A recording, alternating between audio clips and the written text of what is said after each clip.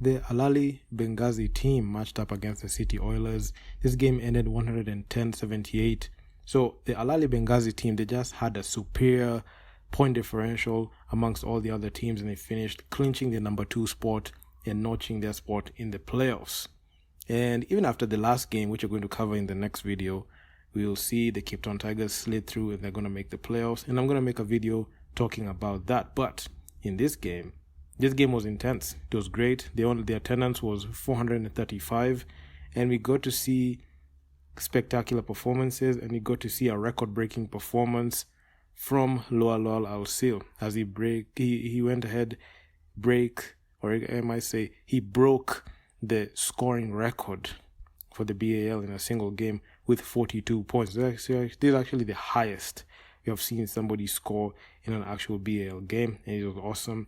And not only that, he led from both points with 42 points, and he had 13 boards, and he was spectacular. He did everything that needed to be done, not only to win this ball game, but also to go ahead and break the record and clinch the number 2 spot. And this game was quite good because the Ahly Benghazi team, they didn't want to get themselves in a situation where they have a low point differential. Even when they win the game, there's still a question mark there. They left no stones unturned in this game, and they made sure to take care of business. The City Oilers just looked poor in this game, and they just looked outclassed, as Solo Diabate and Lawal Al-Sil did not give this City Oilers team an inch. And the Ahly Benghazi team, they led in field goals, they led in free throws, rebounds, assists, steals, blocks, and they did everything that was needed to be done to win this ball game. The Ahly Benghazi team, they shot 59% from the field, 64% on 2-point field goals, 41% from downtown. So you can see these guys didn't take the high volume threes like that, like the City Oilers. The City Oilers are just forcing up shots. But if you look at how meticulous, and if you look at how the Ahly Benghazi team just set up, they just knew what they needed to do to win this ball game. And considering the fact that this is the second time they're meeting, they knew what adjustments they needed to make to not only curtail Kaman Maluache's performance, but also to do their best to have a very, very spectacular performance. They out-rebounded the City Oilers team, Ahly Benghazi, 46 boards, 26 assists, 11 steals, 6 blocks, and they did everything that was needed to be done to win this ball game. And you can see Solo Diabate, he had a quiet game in this one, and the main statistic that he really dominated was just facilitating the basketball with 8 assists, and he was good at that.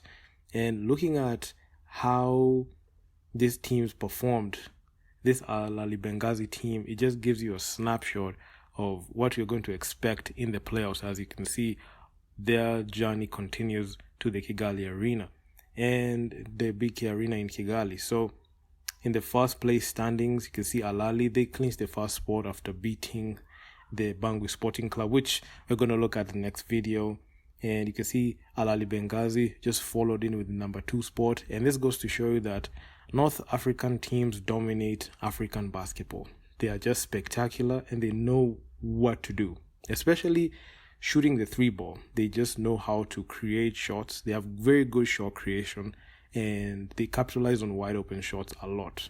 And one thing that I've seen glaring with North African teams, they have modeled their game to look like the European basketball. And what they have done is they have made sure to master the art of capitalizing on the other team's failures and flaws.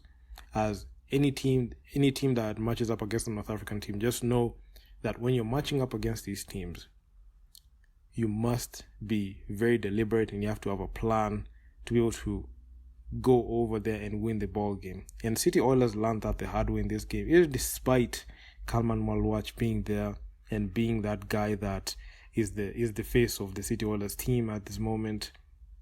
Not only was his performance dismal, because he had stretches of games where he had a monster 29-point per performance in a previous game that we covered here. And you can see in this game, he played heavy minutes, 36 points.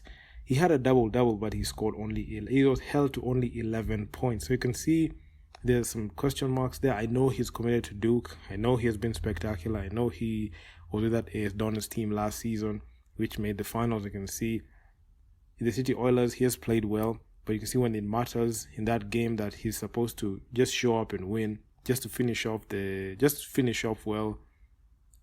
You know, it didn't go his way, and the City Oilers finished with an ugly 1-5 record in 6 games that they played. But this is a improvement from what we saw from last year, because last year when they made the BAL, they couldn't even win a game and they got beat in 5 games.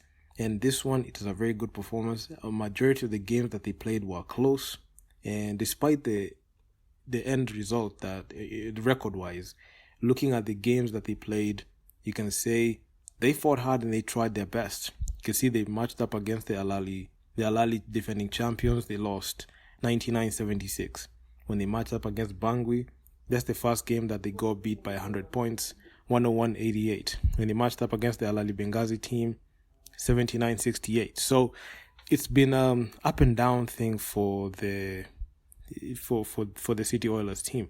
But the game that they was spectacular was that game where they upset the defending champions 82-81. That was a very good game to watch.